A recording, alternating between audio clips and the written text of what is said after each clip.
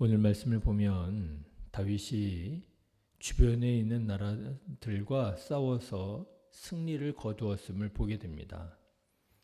그런데 우리는 이 말씀을 보면 그저 다윗이 싸움을 참 잘했나 보다. 승리를 많이 거두었네. 이렇게 우리가 읽을 수 있겠지만 사실 이스라엘의 지리를 알고 보면 다윗이 이스라엘 주변에 있는 모든 나라들을 다 제압했음을 알게 됩니다. 오늘 말씀을 먼저 보시면 이스라엘이 가장 먼저 블레셋을 정복했다 하는 것을 알 수 있습니다. 1절 말씀 보시면 그 후에 다윗이 블레셋 사람들을 쳐서 항복을 받고 블레셋 사람들의 손에서 메덱 암마를 빼앗으니라 그랬습니다. 메덱 암마라고 하는 말은 쉽게 말하자면 가드라고 하는 블레셋의 성이에요. 그런데 이 가드라고 하는 성이 블레셋 가운데에서도 거의 수도격에 가장 강력했던 곳이었습니다. 이스라엘을 전통적으로 끊임없이 괴롭혀왔던 블레셋을 아마 이스라엘 역사상 처음일 것입니다. 다윗이 완전히 제압했다는 거예요. 그리고 또 보시면 역시 이스라엘의 전통적인 원수지요. 동쪽에 대적 모압을 제압했다 하는 것을 알게 됩니다. 2절 말씀 보시면 다윗이 또 모압을 쳐서 그들로 땅에 엎드리게 하고 줄로 재어 그 두 줄 길이의 사람은 죽이고 한 줄 길이의 사람은 살리니 모압 사람들이 다윗의 종들이 되어 조공을 드리니라. 블레셋은 이스라엘의 서쪽이거든요. 모압은 이스라엘의 동쪽입니다. 다윗이 모압을 또 복속을 하지요. 그리고 또 말씀을 보면 북쪽의 전통적인 강국인 다메섹과 또 소바를 제압했다. 그렇게 말하고 있습니다. 3절과 5절 말씀 보시면 르홉의 아들 소바 왕 하다데셀이 자기 권세를 회복하려고 유브라데 강으로 갈 때에 다윗이 그를 쳐서 다메섹의 아람 사람들이 소바 왕 하다데셀을 도우러 온지라 다윗이 아람 사람 2만 2천 명을 죽였다. 이렇게 나와 있어요. 이게 다 북쪽에 있는 나라들입니다. 북쪽을 다 정복하죠. 그리고 마지막으로 남쪽에 전통적인 긴장 관계에 있었던 에돔도 제압을 합니다. 13절 말씀 보시면 다윗이 소금 골짜기에서 에돔 사람 18,000명을 쳐 죽이고 돌아와서 명성을 떨치니라. 그러니까 여러분 오늘 말씀을 보시면은요. 서쪽 제압했죠. 동쪽 제압합니다. 그리고 북쪽을 제압하고요. 그리고 남쪽을 제압합니다. 한마디로 동서남북으로 다윗은 이스라엘 주변에 있는 모든 나라들을 다 평정했던 거예요. 여러분, 어떻게 다윗은 이렇게 승승장구할 수 있었을까요? 물론 다윗이 어려서부터 골리앗 장군을 이길 정도로 싸움을 잘했고 또 젊어서는 가는 곳마다 승리를 거두었던 유능한 장군이기도 했지만 저는 다윗이 이렇게 여러 나라들을 상대로 승승장구할 수 있었던 가장 큰 이유는 바로 하나님께서 다윗에게 형통하게 하셨기 때문이라 그렇게 믿습니다. 자, 여러분 어제 말씀을 기억하십니까? 다윗이 하나님께 성전을 지어드리고 싶다 이런 마음을 품었잖아요. 그런데 다윗이 이런 마음을 품은 것만으로도 하나님께서는 다윗을 기뻐하시고 다윗의 집을 세워주리라 약속하셨잖아요. 보십시오. 하나님께서 다윗의 집을 세워주십니다. 가는 곳마다 승리하게 하시는 거예요. 그런데 여러분 중요한 것은 다윗도 자기가 잘해서 승리했다기보다는 하나님께서 그에게 승리를 주셨다라고 믿었던 것 같습니다. 어떻게 알 수 있느냐? 다윗이 그 모든 전쟁에서 승리한 그 전리품을 다 하나님께 드리는 것을 보면 알 수가 있어요. 여러분 11절의 말씀을 한번 보십시오. 다윗 왕이 그것도 여호와께 드리되 그가 정복한 모든 나라에서 얻은 은, 금, 곧 아람과 모압과 암몬 자손과 블레셋 사람과 아말렉에게서 얻은 것들과 소바 왕 르홉의 아들 하다데셀에게서 노력한 것과 같이 드리니라 그랬습니다.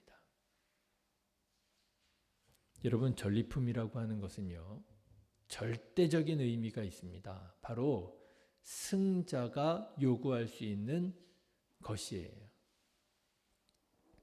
이 전리품은요, 굉장히 중요한 겁니다. 오늘 우리가 생각하는, 이해하는 것과는 많이 달라요. 생각해 보십시오. 그 전리품을 얻기 위해서 목숨을 걸고 싸우잖아요. 그 전리품이라고 하는 것은 그냥 나한테 떨어지는 무슨 하늘에서 뚝 떨어진 감 같은 것이 아닙니다. 내가 땀을 흘리고요, 목숨을 걸고 피를 흘려야 얻을 수 있는 게 전리품이지요. 그래서 이 전리품이라고 하는 것은 심지어는 왕조차도 그의 부하 장수들에게 금할 수 없는 그런 불분율이 있는 것이 전리품이에요. 전쟁에서 승리한 부하들에게 야, 니네들 전리품 챙기지 마. 그러면 폭동이 일어날 수도 있습니다. 무슨 말입니까? 우리가 피를 흘려서 싸우는데 내가 왜 전리품을 챙기지 못합니까? 난리가 날 수 있는 거란 말이죠. 전리품은 승자가 요구할 수 있는 아주 절대적인 그런 것입니다. 그런데 다윗은요, 그 전리품을 하나님께 다 드리는 거예요. 무슨 말입니까? 이 전쟁에서 승리하게 하신 분이 하나님이라고 하는 그런 절대적인 믿음이 없이는 할 수 없는 행동이었다라고 하는 거예요. 그런데 여러분, 사람이 어떻습니까? 사람이 전쟁에 나가기 전에는 막 긴장하잖아요. 두렵잖아요. 그럴 때에는 하나님께 막 기도할 거 아니에요. 하나님, 제가 너무 두렵습니다. 무섭습니다. 떨립니다. 지켜주십시오. 도와주십시오. 이번에 하나님 나를 살려주시면 내가 하나님께 더 잘하겠습니다. 막 이럴 거 아니겠어요? 뭐 뻔하죠. 그런데 전쟁에서 승리하고 나면, 그 전리품을 얻고 나면 사람 마음이 어떻게 변하겠어요? 아, 이건 내가 잘해서 얻은 거지 뭐. 그런 생각 들지 않겠어요? 사람이 그렇잖아요. 잘하면 내 탓이고 못하면 조상 탓이고. 전쟁에 나가기 전에는요, 하나님께 그렇게 도와달라고, 지켜달라고, 보호해달라고 그렇게 기도했을 겁니다. 그런데 전쟁에서 승리하고 나면, 전리품을 딱 얻고 나면 사람 마음이 달라지더라는 것 아니에요. 사울 왕이 그랬잖아요. 하나님께서 사울 왕에게 전쟁의 승리를 약속해 주셨습니다. 나가 싸우라고. 네가 이 전쟁에서 승리하게 될 것이라고. 여러분, 그때 사울 왕의 마음이 어땠겠어요? 하나님, 승리하게 해주십시오. 도와주십시오. 제가 하나님의 말씀에 순종하겠습니다. 그러지 않았겠어요? 그런데 하나님께서 거기 조건을 하나 다셨습니다. 너가 이 전쟁에서 승리할지라도 전리품을 취하지 말라 말씀하셨어요. 왜요? 왜 하나님께서 전리품을 취하지 말라고 하셨을까요? 네, 제가 이미 말씀드린 것처럼 이 전쟁을 승리하게 한 사람은 너의 능력이 아니라, 네가 아니라 누구라고요? 하나님이라고 말씀하기 원하셨던 거예요. 사울 왕이 하나님의 말씀에 아멘합니다. 알겠습니다, 하나님. 승리케만 해 주신다면 제가 전리품 취하지 않겠습니다. 그런데 막상 승리하고 나니까 사람 마음이 싹 돌아서는 거 아니에요. 아, 이거 내가 잘 싸워서 내가 이긴 거지.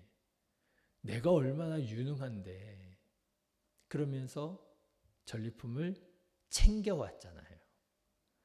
사무엘 선지자한테 책망받으니까 뭐라고 말해요? 아, 이거 하나님께 드리려고 갖고 온 겁니다. 변명하고 둘러대잖아요.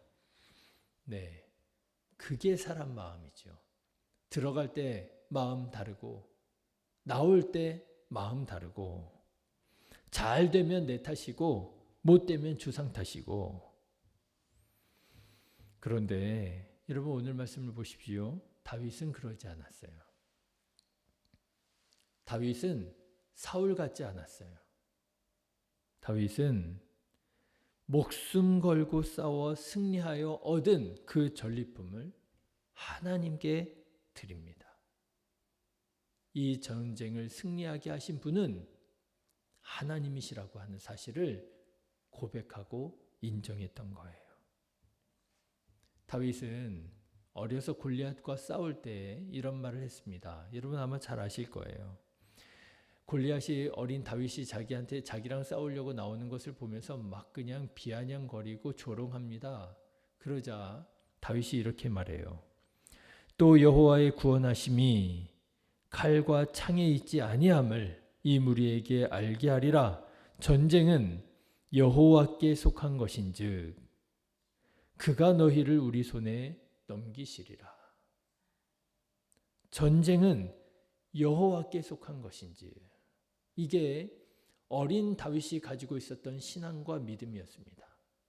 전쟁은 여호와께 속한 것인지 그가 너희를 우리 손에 넘기시리라. 근데 여러분 이 신앙과 이 고백이요, 다윗이 그 숱한 세월을 보내고 역경을 이겨내고 이제 왕위에 오르게 되었을 때 변치 않았던 거예요. 변치 않았던 거예요. 전쟁은 여호와께 속한 것인지. 다윗이 동서남북에 있는 모든 나라를 제압하고도 고백하는 겁니다. 전쟁은 여호와께 속한 것인지. 그래서 여러분 오늘 말씀 15절의 말씀을 보십시오. 다윗은 그 전쟁을 다 이기고서 나라를 다스리는데 어떻게 다스리느냐? 자기 마음대로 다스리는 것이 아니라 정의와 공의로 나라를 다스립니다. 하나님의 나라를 이루어가는 것이지요. 자, 여러분은 어떤 믿음을 가지고 오늘을 살아가고 있습니까? 혹시 여러분 들어갈 때 마음 다르고 나올 때 마음 달라 있지는 않습니까? 그때는 하나님 내가 이걸 도와주시기만 한다면 내가 정말 충성하며 살아가겠습니다. 다짐했었는데. 여러분 잘 되면 내 탓, 못 되면 하나님 탓하면서 혹시 살아가고 계시지는 않습니까? 내가 잘해서 여기까지 왔지. 내가 그때 그렇게 선택을 한 거야. 그 선택 때문에 내가 그나마 여기까지 온 거지.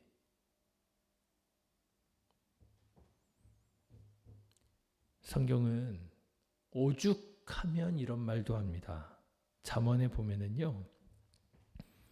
곧 헛된 것과 거짓말을 내게서 멀리 하옵시고 나를 가난하게도 마옵시고 부하게도 마옵시고 오직 필요한 양식으로 나를 먹이시옵소서. 아니 가난하게 마옵시고 하는 거는 이해가 돼요. 그죠? 근데 잠언 기자는요.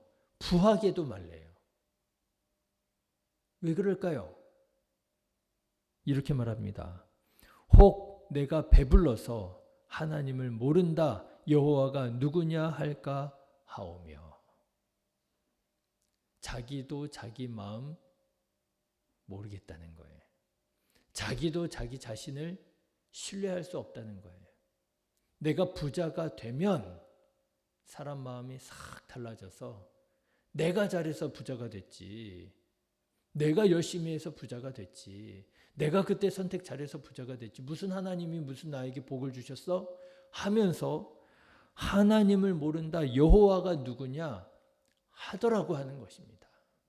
오죽하면 이런 말을 하겠어요.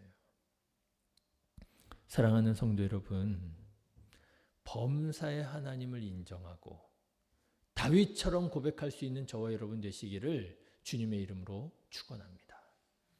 전쟁은 여호와께 속한 것인지 나의 살아가는 모든 순간에 나를 인도하시고 나를 지켜주시고 나를 도우시는 분은 하나님이시라.